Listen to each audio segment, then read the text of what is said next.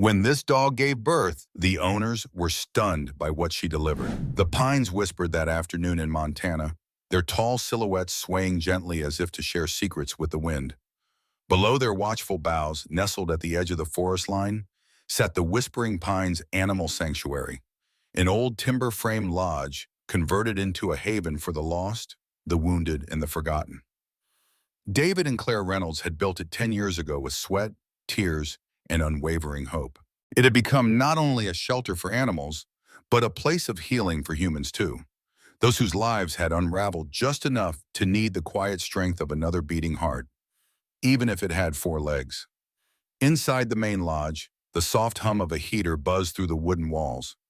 Claire, her chestnut hair tied into a loose braid, sat cross-legged on the floor of the recovery room, stitching a padded jacket for one of the older dogs who struggled with winter's bite.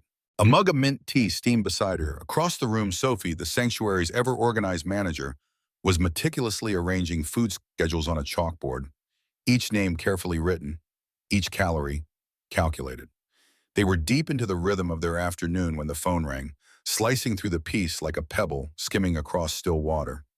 Sophie picked it up first. Whispering Pines Sanctuary. This is Sophie speaking. Claire looked up at the change in Sophie's tone. Her voice grew hushed. Her back stiffened. A golden retriever? Sophie murmured, her brow furrowing. Injured? Limping along the West Ridge Road? No tag? No chip? All right, we'll send someone now. By the time Sophie hung up, Claire was already on her feet, tugging on her coat. I'll go, Claire said quickly, her instincts sharper than any weather forecast. If she's limping, she might be in shock. And if she's a retriever, she may not fight back, even if she's scared. Be careful, Sophie said, already gathering supplies into a field kit. The weather's dipping fast. Claire drove the old Subaru through the winding road that cut through the forest like a ribbon of dirt and ice. Her mind conjured a picture of the dog, a vague, fragile image formed from secondhand words. Injured, young, disoriented. She hoped fiercely that the girl wasn't too far gone. She spotted her just past mile marker 12. The retriever was more shadow than dog at first glance, a golden figure limping along the snow-patched road, her fur dulled by dust and burrs. Claire pulled over gently, stepped out, and crouched low. Hey there, she whispered, as though her voice might stitch the air around them into something soft and safe. You're okay now. The dog froze, her amber eyes cloudy with panic. She limped back a few paces but didn't flee. Her body quivered as if torn between the primal instinct to bolt and a deeper yearning for help. Claire noticed the sharp angle of her front leg. It wasn't just sore, it was swollen and bruised, likely sprained. You're hurt, Claire murmured, but you found the right road, sweetheart. The dog's ears twitched, then lowered. Claire reached into her coat pocket and pulled out a crinkling treat pouch. The dog sniffed the air, her hunger outweighing her fear for a fleeting moment. She took 2 shaky steps forward. That's it, Claire said, her voice catching with hope. Minutes later, the golden retriever was bundled in the back of the car, lying on a folded fleece blanket. Claire turned the heat up and drove slowly, glancing into the rearview mirror every few moments to check on her. She's a fighter, Claire whispered. You've got more story in you. I can feel it. Back at the sanctuary, Dr. Alan Brooks was already prepping the triage room. With his steady hands and snowy beard, he had become both healer and sage to many of the sanctuary's toughest cases. When Claire carried the dog inside, Alan's eyes softened. She's young, he noted, examining the leg as Claire soothed the retriever with murmured words. Under 2 years, I'd say. Sprained, not broken. She's lucky. Sophie stood nearby, clipboard in hand. Any chip? Nope, Claire replied. No collar either. And no signs of abuse, just neglect. Like someone forgot she mattered. They took turns cleaning her wounds and applying a light splint. Through it all, the dog never growled. She barely whined. When it was done, she leaned her head into Claire's hand, and Claire felt the nudge like a thank you whispered without words. She needs a name, Sophie said, crouching beside them. Claire hesitated, then touched the dog's forehead where a faint, crescent-shaped patch of fur curved like moonlight. Luna, she said, for the little moon on her brow. It suited her. Over the next week, Luna became a quiet fixture of the recovery wing. She rarely barked, preferring instead to watch from her blanket as life moved around her. The volunteers, the shuffle of paws from the other rescues, the way the light shifted through the pines outside the windows. Claire visited often, sitting beside her and reading aloud from old journals, or simply humming while mending harnesses. A kind of bond formed in the silence, a thread neither woman nor dog could explain. But something began to change. Luna's appetite increased, sharply. She slept more. Her movements grew sluggish, and Claire noticed a softness in her abdomen that hadn't been there before. She mentioned it casually to Alan during his rounds, expecting a shrug and a maybe she's just relaxing sort of reply. Instead, Alan's brows rose. "I'll bring the ultrasound kit in tomorrow," he said. The next afternoon, the screen flickered to life, casting shadows in the dim exam room. Alan pressed the probe gently to Luna's belly as Claire stood at her side, hand resting on her shoulder. The first flicker came like a spark, a tiny heartbeat, then another, and another. "Oh my God," Claire breathed. Alan smiled, his voice laced with awe. 7. She's pregnant with 7. Claire staggered back, the weight of it settling like snowfall in her chest. She wasn't just lost, she whispered. She was searching for more than just safety. She was searching for somewhere safe enough to become a mother. That night, the sanctuary changed. Sophie and the volunteers redesigned Luna's recovery space into what they called the den, a softly lit room lined with blankets, warming pads, and a barrier to give her privacy. Human interaction was limited, gentle, and always slow. Claire led the effort, her heart already tangled in the dog's quiet resilience. Outside, the first heavy snows of the season began to fall, cloaking the world in white. But within the sanctuary walls, a new kind of anticipation stirred. The quiet, patient kind, the kind that waits beside trembling hearts and swollen bellies, the kind that knows life, real, wild, messy life, is about to begin. Claire sat beside Luna that evening, watching her sleep, one hand resting lightly on her fur. "Whatever happened before," she whispered, "you've made it here. And we're not going to let you go through this alone." And just like that, Luna exhaled, her body settling deeper into the warmth of the den. Outside, the snow fell in silence. Inside, a story had begun, a story of arrival, a story of survival, and most of all, a story of love. The snow had deepened overnight, draping the sanctuary in a quiet stillness that seemed to pause time itself. Dawn filtered through the pines in pale, muted hues, casting silver-blue light onto the world below. Inside the maternity den, warmth reigned. A gentle hum from the space heater mingled with the soft rustle of straw beneath Luna's shifting weight. Claire stood just beyond the barrier, her breath caught in her throat as she watched Luna circle her nest. The signs had been building, shorter walks, longer naps, that distant, inward look animals often had before something instinctual stirred to life. Now Luna's sides heaved slowly, her breath drawn from somewhere deep and ancient. Claire didn't move, didn't speak. She only watched, hands clasped in front of her chest like a silent prayer. Sophie appeared beside him, barefoot and wrapped in a flannel robe, eyes still heavy with sleep but alert. "It's time, isn't it?" Claire nodded. "She's ready." They didn't need words after that. Sophie handed her the kit Alan had prepared. Clean towels, antiseptic, a suction bulb just in case. But there was no panic, no rush. Luna had earned the right to do this her way. As the early hours stretched on, the den took on a sacred hush, broken only by the occasional whimper or soft shifting of straw. Luna labored quietly, her body straining in steady rhythm. Claire remained nearby, never closer than Luna allowed, her presence a steady flame at the edge of the shadows. And then, just as the sun reached the top of the ridge, a sound pierced the stillness, a small, high-pitched squeal. The first, a puppy slick with birth and trembling with life. Luna turned to it immediately, licking the tiny form with determined tenderness, nudging it closer to her belly. Then came the next and the next, 7 in all, each one arriving with their own cry, their own scramble for warmth and milk and life. Claire knelt, tears welling without warning. She bit her lip, trying to stay silent, trying not to fall apart as she watched Luna transform. The dog that had once limped into their lives, frightened and silent, now bent over her newborns with the quiet majesty of a queen. There was no fear in her anymore, Only instinct, only love. Hours passed unnoticed. Sophie brought coffee and food, but they barely touched it. Alan arrived, inspected from a distance, then whispered, "Strong, all of them. Luna's done well." It wasn't until dusk that Luna finally relaxed, her head resting against her paws, the puppies nestled in a golden cluster at her side. Claire stepped forward then, slowly until she was just within reach. She extended her hand but didn't touch, waiting for permission. Luna lifted her eyes, met Claire's, and after a moment, she leaned forward and placed her nose gently into Claire's palm. That was all the answer she needed. "You did it, girl," Claire whispered, crouching down to better see the tiny creatures. "You did something beautiful." They were impossibly small, eyes still shut, fur damp but beginning to fluff in soft golden waves. One had a darker nose, one a stripe down its back. Another let out a yawning squeak so large it toppled backwards, legs kicking uselessly. Claire laughed softly, the sound catching in her throat. "7 little miracles," she said. "Like you," Sophie added from the doorway, smiling. "Exactly like you."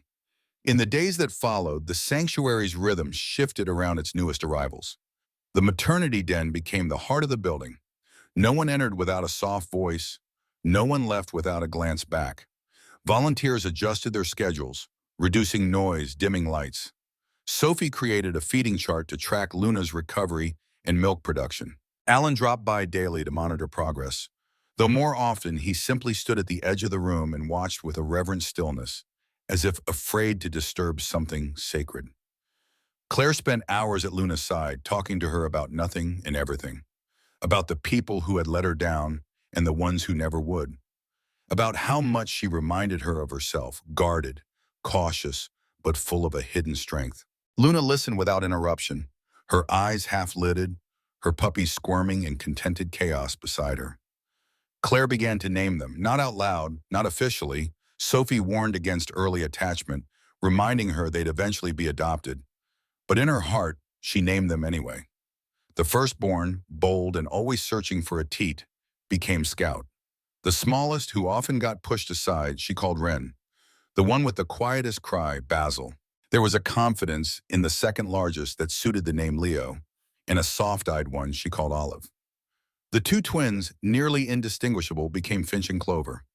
The names weren't permanent, but they made the tiny wriggling bodies feel like stories waiting to be told. Luna's leg healed slower than her spirit. She still limped on cold mornings, favoring the sprain, but she bore her weight without flinching, never complaining. As the puppies grew stronger, so did she. Within 2 weeks, they opened their eyes, milky at first, then clearer, curious. At 3 weeks, they toddled awkwardly across the den, tumbling over one another, squeaking in protest, occasionally trying to nurse from Claire's boot before realizing their mistake. Laughter became part of the sanctuary soundtrack again. Claire found herself smiling more, even sleeping better. She knew it wouldn't last forever. The puppies would grow, would be weaned and vaccinated, then adopted out to loving homes. That had always been the goal. But the thought of parting with them tugged at something deep, especially Luna. She was more than a rescue now. She was family. Late one night, Claire sat alone in the den, Luna's head resting in her lap as the pups dreamed in a warm heap beside them. Snow tapped against the window in soft flurries. Claire ran her fingers through Luna's thick fur, her voice barely above a whisper. "You know," she said, "sometimes we think we're rescuing you, but really you're rescuing us." Luna sighed and nudged closer. Claire smiled. Outside, the wind swept gently through the trees. Inside, the den was quiet, except for the sound of breathing. 7 tiny breaths, one strong and steady beside her own. A mother reborn, a family unexpected, and a promise, unspoken but sure. Whatever came next, they'd face it together. Winter lingered longer than usual that year, wrapping the sanctuary in layers of frost and stillness. But inside the maternity den, life stirred with the boundless energy of growing things. The 7 puppies, Scout, Wren, Basil, Leo, Olive, Finch, and Clover, had bloomed into tiny storms of movement, their once wobbly steps now confident little trots that echoed through the wooden floor. Every corner of their den became a new world to conquer. Every blanket, a mountain. every shadow a mystery. Claire watched them with a tenderness that crept into her bones, a feeling deeper than care, deeper than pride, something akin to awe. Luna had transformed too, subtly but unmistakably. She was leaner now, her coat richer, shinier. The limp in her step had faded to little more than a memory, and her eyes had shed the glaze of fear they once carried. She was no longer just healing. She was thriving. There was a quiet grace in the way she moved around her pups, correcting with a nudge, guiding with a look, and sometimes simply sitting still, letting them wrestle and tumble until they collapsed in a panting pile of fur. Claire often found herself lingering outside the den even when she wasn't needed, cup of coffee in hand, watching the domestic rhythm unfold like a symphony of instinct and love. Sophie had begun gently introducing the puppies to the outside world in controlled steps. At first, just the scent of the outdoors through a cracked window, then the sound of leaves rustling, and finally supervised visits to the small, enclosed run where the sun filtered through pine branches like golden ribbons. Their first outing was met with wide eyes and cautious paws. Scout, as Claire had suspected, led the way, nose to the ground, tail wagging furiously. The others followed, some more hesitant, especially Wren, who stuck close to Luna's legs like a shadow made of fluff. Claire had built a small agility setup using old crates, pillows, and cardboard tunnels. Nothing fancy, just a world scaled to puppy size. The pups explored it like seasoned adventurers. Leo attempted to climb every crate. Basil, true to his quiet nature, found the softest patch of grass and sprawled there like a tiny philosopher. Olive chased her own tail until she collapsed, dizzy and delighted. Luna never strayed far during these excursions. She watched everything, their movements, their interactions, the tone of Sophie's voice and Claire's laugh. It was as if she had appointed herself guardian not only of her children, but of the world they were entering. Her eyes always flicked back to Claire, and each time, Claire smiled and nodded, silently saying, "I'm here. You don't have to do this alone." Alan continued his visits, his updates always tinged with quiet optimism. "Perfect growth rate," he told Claire one afternoon while weighing Clover, who had doubled in size in a matter of weeks. "They're going to be sturdy little souls." Claire chuckled, watching Clover squirm against the scale's surface. "They're already making this place feel different, louder, warmer." Alan glanced toward the den, where Luna lay curled up with Olive and Basil nestled against her side. "So is she," he said. "Whatever life looked like for her before, she's rewritten it here." Claire felt that truth settle in her chest like a warm stone. She knew that healing wasn't just physical, and Luna's transformation spoke volumes. The sanctuary had become more than a safe haven. It had become Luna's story of reclamation, written in paw prints and soft sighs beneath fleece blankets.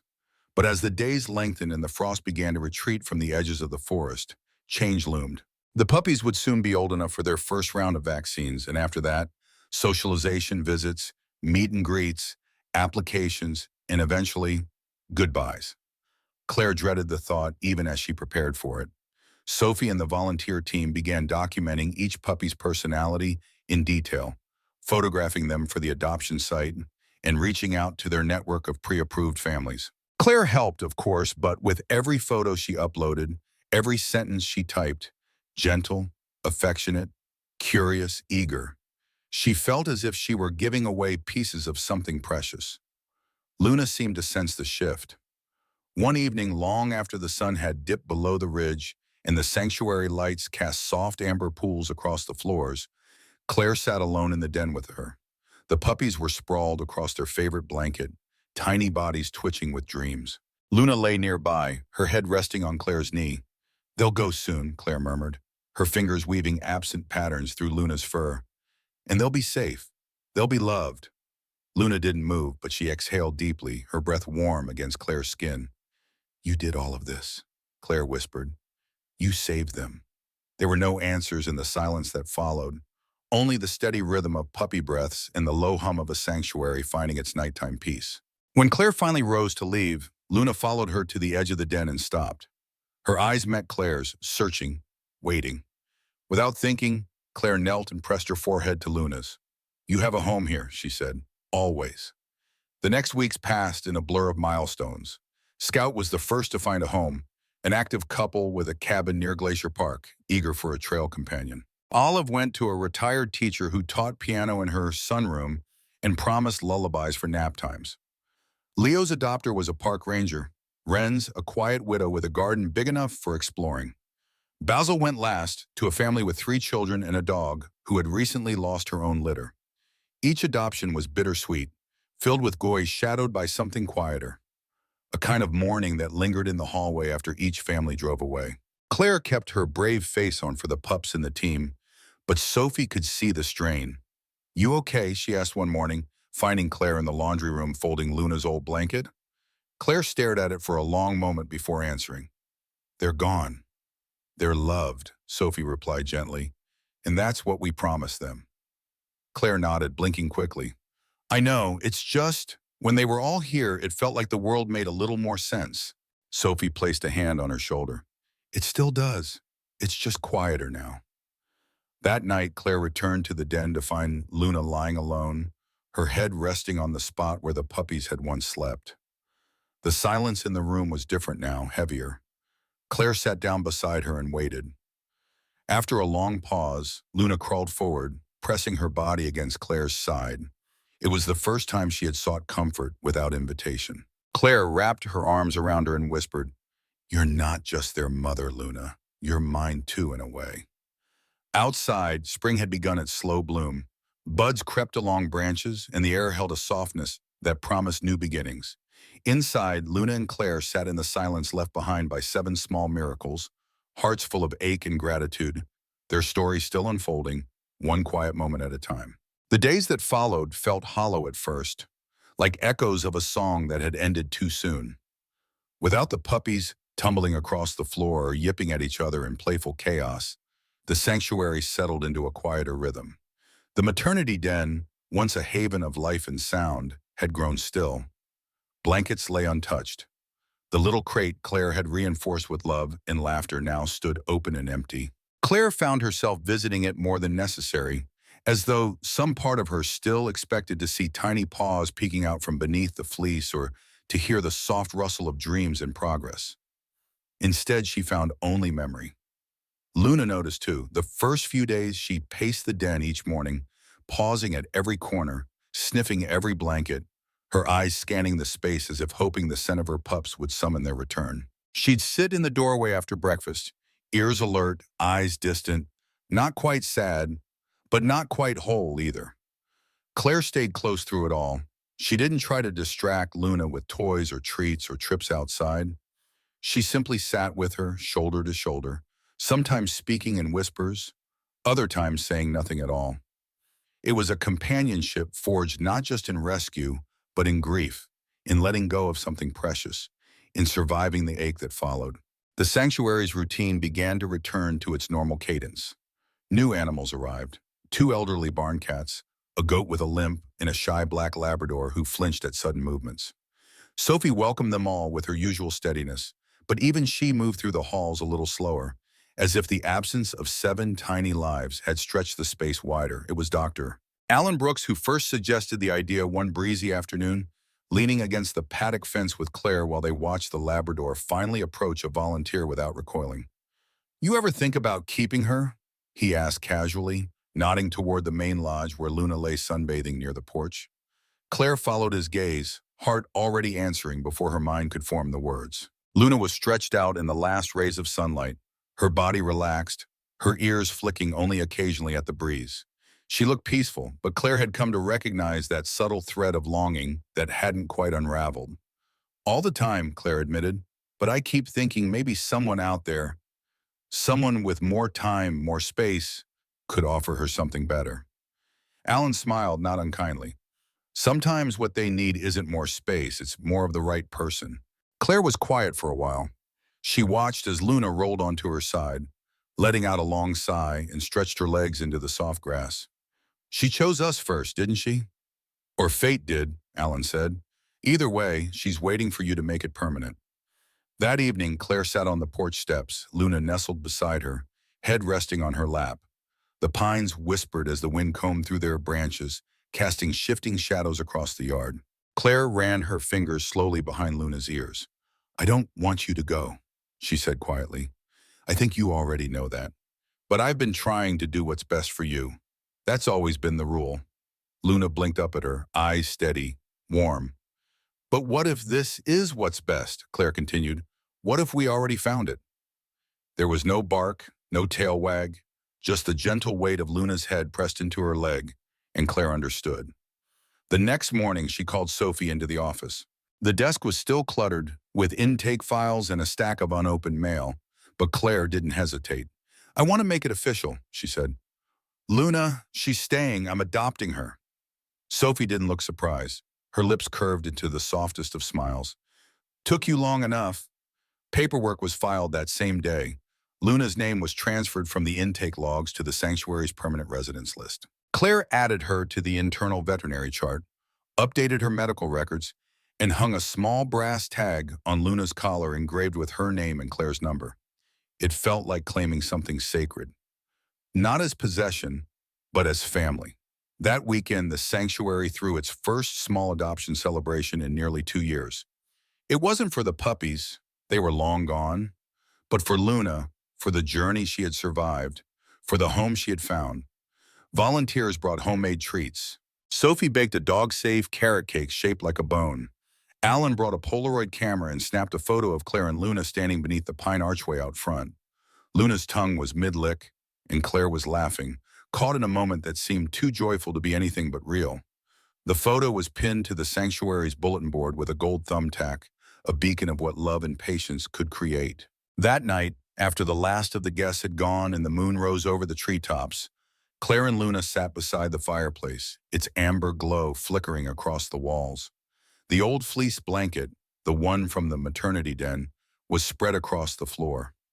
Luna rested her head on Claire's knee again, eyes half closed in a peace deeper than exhaustion. We did it, Claire whispered. You and me. There were still hard days ahead. The sanctuary never stopped needing hands and hearts. There would be more arrivals, more broken, frightened souls clawing their way out of pain. But something had shifted.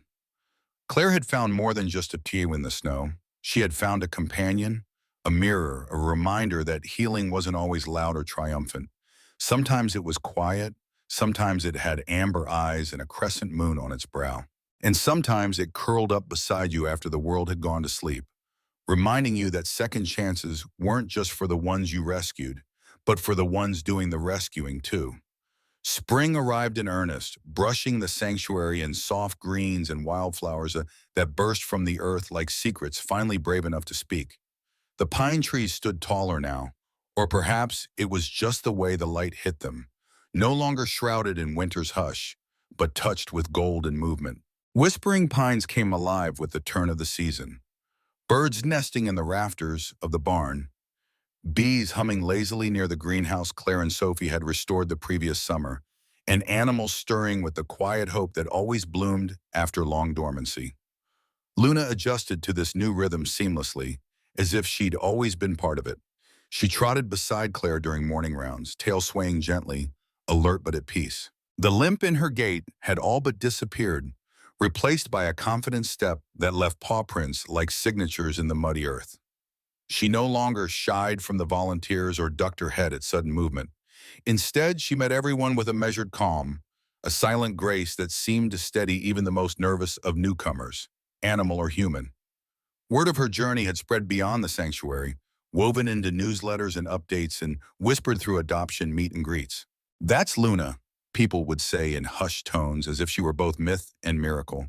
She raised 7 puppies right here. She survived alone in the wild before she found her way to us. Claire never corrected them. Let them tell it like a legend, because in many ways Luna was one. Not because of her suffering, but because of how she transformed from it.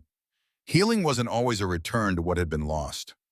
Sometimes it was the slow, sacred blooming into something entirely new. One warm morning in late May, Claire walked with Luna to the south field where the fence line overlooked a sun-drenched meadow, tall grass swaying like a tide. She paused at the top of the ridge, kneeling to tighten the latch on the pasture gate, and Luna sat beside her, panting softly, her eyes fixed on the horizon. They'll be nearly 3 months old now, Claire said quietly, wiping her hands on her jeans. I wonder if Scout's already been on a trail. I bet he's running circles around his family. Luna tilted her head slightly, listening. And Wren, Claire continued, smiling, I like to imagine her in someone's garden, chasing butterflies. Or maybe she's found a shady spot under a porch to nap. Basil's probably already become some kid's best friend. Olive's definitely got someone wrapped around her paw. Her voice softened. I miss them, but I don't worry anymore. Isn't that strange? Luna leaned gently against her, and for a moment Claire allowed herself to rest her head on the dog's shoulder. It was the kind of moment she used to imagine in quiet moments of loneliness, not just with Erning, but with someone who understood her rhythm without explanation. She hadn't realized until Luna came that maybe that someone didn't have to speak at all. They returned to the lodge in time for Sophie's announcement. We've got a visitor coming, she said, glancing up from her tablet with a spark in her eyes. A woman named Helen. She adopted Olive. Claire blinked. Really? Sophie nodded. Said she was passing through Montana on her way to a family wedding. Wants to stop by if it's okay. Claire's heart swelled, nerves and excitement tangling in her chest. Of course it's okay. 2 days later, a rust-red pickup truck rumbled down the gravel drive and came to a stop beside the welcome sign. Claire stepped out to greet the driver, Luna at her side. The door opened, and an older woman with silver-streaked curls and sun-wrinkled eyes emerged, a familiar golden blur leaping eagerly behind her. Olive, Claire breathed, dropping to one knee just as the pup, no longer tiny but still unmistakably Olive, bounded into her arms. Claire buried her face in the dog's thick, warm fur, laughing even as tears welled in her eyes. You've grown so much. Luna stood behind Claire, tail wagging slowly, ears perked. Olive turned, paused, and for a heartbeat, there was a stillness between them. Mother and daughter, recognizing something ancient and unspoken. Olive inched forward, cautious but curious, and Luna met her with a low whine, nuzzling her face, licking her ears as if reassuring herself this was real. Helen knelt beside them, her voice warm. She remembered. Claire nodded, her voice caught in her throat. They both did. The reunion was brief but radiant. Olive explored the lodge and sniffed the familiar corners of the den, while Claire and Helen talked over coffee. Helen shared photos.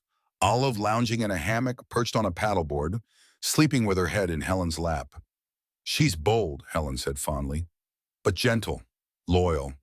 You can tell she was raised with love. Claire reached across the table and placed a hand over hers. She was. That night, after Helen and Olive departed, Claire found herself walking the sanctuary path alone, the moon bright above and Luna close at her side. She felt a strange peace settle over her, one she hadn't known she'd been waiting for.